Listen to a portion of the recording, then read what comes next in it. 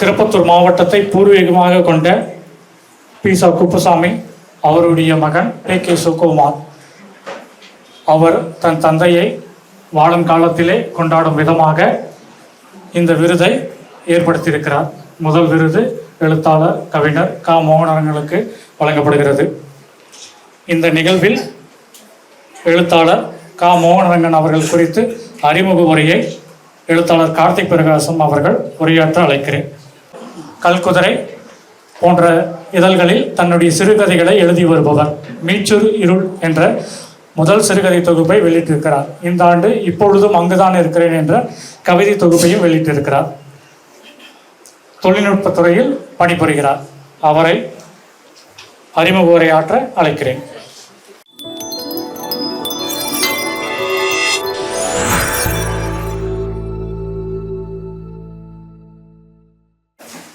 நண்பர்கள் அனைவருக்கும் மதிய வணக்கங்கள். ஃபெடரிகோ கார்சியா லோர்கா என்கிற ஸ்பானிஷ் கவியின் ஒரு கவிதையை கவிஞர் மோகனரங்கன் கவிதையாக்கம் செய்திருக்கிறார். அந்த கவிதையோடு இந்த உரையை தொடங்கலாம் என்று நினைக்கிறேன்.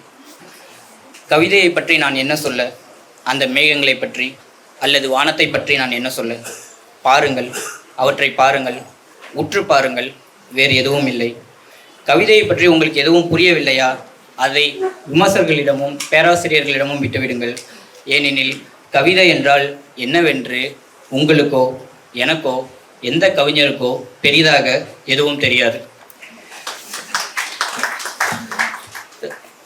இலக்கியம் என்பது ஒரு தொடர்ச்சியான செயல்பாடு. அந்த வகையில் நவீன தமிழ் கவிதை மரபின் நீட்சியாக கடந்த 25 ஆண்டுகளாய் தொடர்ந்து இயங்கிக் கொண்டிருப்பவர் கவிஞர் மோகனரங்கன். 80களின் பிற்பகுதியில் கவிதைகள் எழுத ஆரம்பித்த இவரின் முதல் கவிதை தொகுப்பான நெடுவழி தனிமை 2000ஆம் ஆண்டு தமிழினி பதிப்பகம் வாயிலாக வெளிவந்துள்ளது. அதற்கு பின்பான காலங்களில் சீரான இடைவெளியில் மீகாமம், கல்லாப்பிள்ளை, இடம்பெயர்ந்த கடல், நினைவால் அணியும் முகம் ஆகிய தொகுப்புகள் வெளிவந்திருக்கின்றன. இத்தொகுப்பு நூல்களோடு கடைசியாக வானின் கீழ் தனியர் யாரும் இல்லை என்ற புதிய கவிதைகளையும் இணைத்து ஒட்டுமொத்த முழு தொகுப்பாக சொல்லி நிழலில் என்கிற தலைப்பில் இந்த ஆண்டு முழு தொகுப்பு கவிதை நூல் வெளிவந்துள்ளது. இங்கு குறிப்பிட வேண்டிய இன்னொரு முக்கியமான விஷயம் நான் ஒன்றை கருதுகிறேன். அவரது முதல் தொகுப்பான நெடுவழி தனிமை 2000ஆம் ஆண்டு தமிழினி பதிகம் வெளியிட்டுள்ளது. கிட்டத்தட்ட 25 ஆண்டுகள் கழித்து அவரது கவிதை நூல்களின் ஒட்டுமொத்த தொகுப்பையும் சேர்த்து அதே தமிழினி பதிப்பகம் வாயிலாக 25 ஆண்டுகள் கழித்து வெளிவந்திருக்கிறது. கிட்டத்தட்ட கால் நூற்றாண்டுக்கும் மேலாக பதிப்பகத்துக்கும் ஒரு படைப்பாளிக்கும் இடையே ஒரு குளிர்விக்கும் ஒரு நல்லுறவு அமைந்திருப்பதை நாம் போற்றுதலுக்குரியதாக நான் கருதுகிறேன். சொல்லி நிழலில் என்கிற தலைப்பே கவித்துவம் ததும்பி வழியும் அழகியல் தன்மையோடு வாய்த்திருக்கிறது.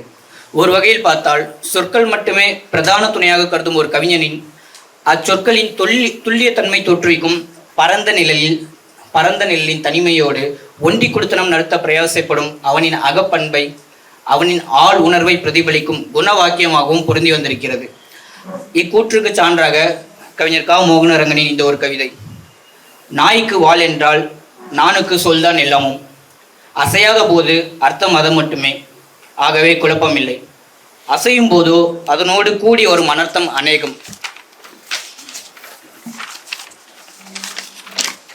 ஆதலால் நவில்தொறும் நாளும் புதிதாக பயின்று வரும் உரைப்பார்க்கு தக ஒரு பொருள்.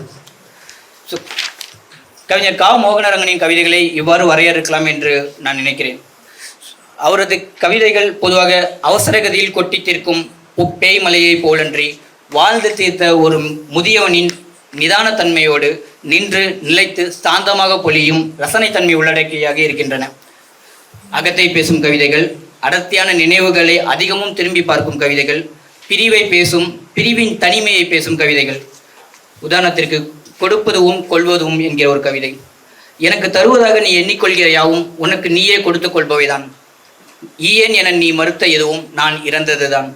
உறவோ உரு பொருளோ எதையும் எனதல்லவென மனதளவில் துறப்பதன் வழி துயர் அழியும்.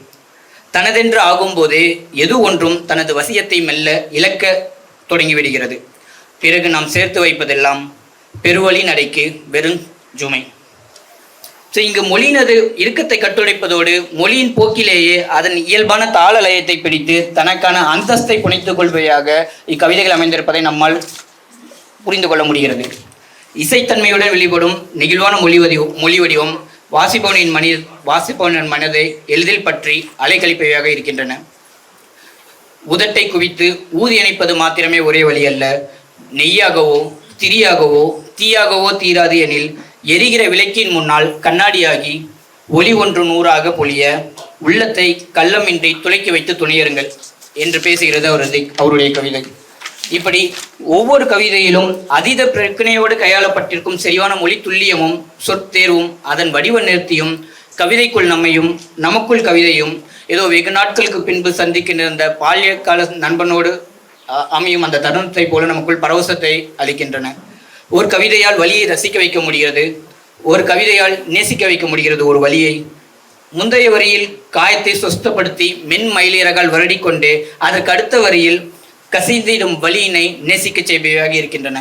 மேலும் மகிழ்ச்சியோ துயரமோ பிரிவோ ஆற்றாமையோ எந்த ஒரு அனுபவமாக இருந்தாலும் அதன் பூர்ணத்தை நோக்கிய ஒரு நிச்சலமான நதியில் படகோட்டியின் பயணத்தை போல் நம்மை கவிதைக்குள் அழைத்து செல்கின்றன. இங்கு தனிப்பட்ட கவிதைகளோடு தொடர்ந்து உலக கவிதைகளையும் மொழியாக்கம் செய்து வருகிறார். இதன் மூலம் பலதரப்பட்ட கவிஞர்களை தமிழ் சூழலுக்கு அறிமுகப்படுத்தும் மகத்தான பணியை புரிந்து வருகிறார் கவிஞர் க. மோகனரங்கன். மொழிபெயர்ப்புகளை பொறுத்தவரையில் மொழியாக்கத்தை பொறுத்தவரையில் நீரின் திறவுகோல் ஆகிய சொற்களுக்கு அவசியம் இல்லை, குரங்கு வளர்க்கும் பெண் மற்றும் நாங்கள் மேகங்களுடன் விளையாடி கொண்டிருந்தோம் ஆகியவை அவரது மொழியாக்க நூல்கள். மொழியாக்க நூல்களை பொறுத்தவரையில் ஒரே ஒரு கவிதை சொல்ல விருப்பப்படுகிறேன். ஹோவர்ட் ஹிகமோட்டோ என்கிற அமெரிக்க கலைத்துறை பேராசிரியர் ஒருவரின் தத்துவ சிந்தனையின் மொழியாக்கம் இது. என் மகளுக்கு 7 வயது இருக்கும்போது ஒரு நாள் நான் என்ன வேலை செய்கிறேன் என்று கேட்டால், நான் கல்லூரியில் வேலை செய்கிறேன், என் வேலை மனிதர்களுக்கு எப்படி வரைய வேண்டும் என கற்றுக் கொடுப்பது என்று சொன்னேன். அதற்கு அவள் நம்ப முடியாதவளாக என்னை பார்த்தாள். அப்படியானால் அவர்கள் அதை மறந்து விட்டார்களா என்ன என்று வியப்புடன் கேட்டாள்.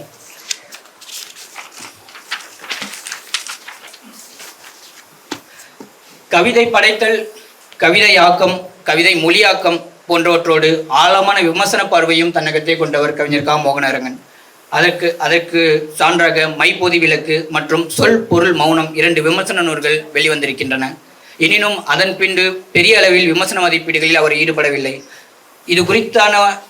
ஒரு நேர்காணலில் இது குறித்து ஒரு கேள்வி கேட்கப்பட்ட போது கேள்வி கேட்டவர் எழுத்தாளர் எம். கோபாலகிருஷ்ணன் அவர் இது குறித்து ஒரு கேள்வியை எழுப்பிய போது அதற்கு அவர் மோகனரங்கன் இவ்வாறு பதிலளிக்கிறார். விமர்சனம் என்று வரும்போது குறைகளை நிர்தாட்சணியமாக சுட்ட வேண்டும், அது என் இயல்பான குணம் அல்ல என்று புரிய வந்ததும் மெல்ல அதிலிருந்து விலகி கொண்டேன். என்னை பொறுத்தவரையில் இந்த தனிப்பட்ட அவரது குண பிரதிபலிப்பை அவரது கவிதைகளிலும் நம்மால் காண முடிகிறது.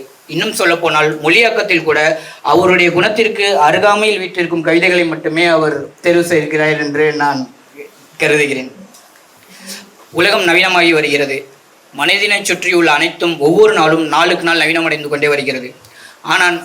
ஆனால் மனிதன் நவீனமடைந்து விட்டானா என்று கேட்டால் அப்படி ஒன்றும் நவீனமடையவில்லை என்பதே பதிலாக நமக்கு கிடைக்கிறது. அதன் ஒரு இழிவான வெளிப்பாடாகவே 2 நாடுகளுக்கு இடையே நிகழ்ந்தேறும் சாதாரண கிரிக்கெட் விளையாட்டு போட்டியைப் போல போர் இன அழித்தொழிப்புகள் அரங்கேற்றப்படுகின்றன. சக மனிதனை சரமாரியாக வெட்டி கொள்ளும் சாதி ஆணவ படுகொலையும் அப்படித்தான் நாம் பார்க்க வேண்டியிருக்கிறது. அசந்தர்ப்ப விதமாக இந்த உயிரிழப்புகளை, வலிந்தோடும் குருதியை, வறண்டு போன கன்னங்களை, துடைத்தளிக்க முடியாத கண்ணீர் துளிகளை, தீர்க்கவே முடியாத பசிகளை வெறுமனே தரவுகளாகவும் நொடி நேர காட்சி துணுக்குகளாகவும் அனாயசமாக கடந்து செல்லும் துர்பாக்கியமான காலத்தில் நாம் வாழ நேர்ந்திருக்கிறது. ஒரு மானுடத்தின் ஆன்மாவை தட்டி எழுப்பி அதை குறைந்தபட்ச குற்ற உணர்ச்சிக்காக ஆளாக்க வேண்டியது ஒரு படைப்பாளின் கடமையாக நான் கருதுகிறேன். அந்த வகையில் போரின் வடுக்களையும் குழந்தை பருவத்தின் அப்பாவித்தனத்தையும் மையமாக கொண்ட நாங்கள் மேகங்களுடன் விளையாடி கொண்டிருந்தோம் என்ற போர் மொழியாக்க கவிதைகளில் மோகனரங்கன் அதை நிகழ்த்தி காட்டியிருக்கிறார். இத்தொகுப்பில் இடம்பெற்றுள்ள மர்வான் மகுசுஹுல் என்கிற பாலஸ்தீன கவிஞரின் ஒரு கவிதை அரசியல் அல்லாத கவிதை என்பது அதனுடைய தலைப்பு. அரசியல் அல்லாத கவிதையை எழுத வேண்டுமானால் பறவைகளின் குரலை நான் கேட்க வேண்டும்.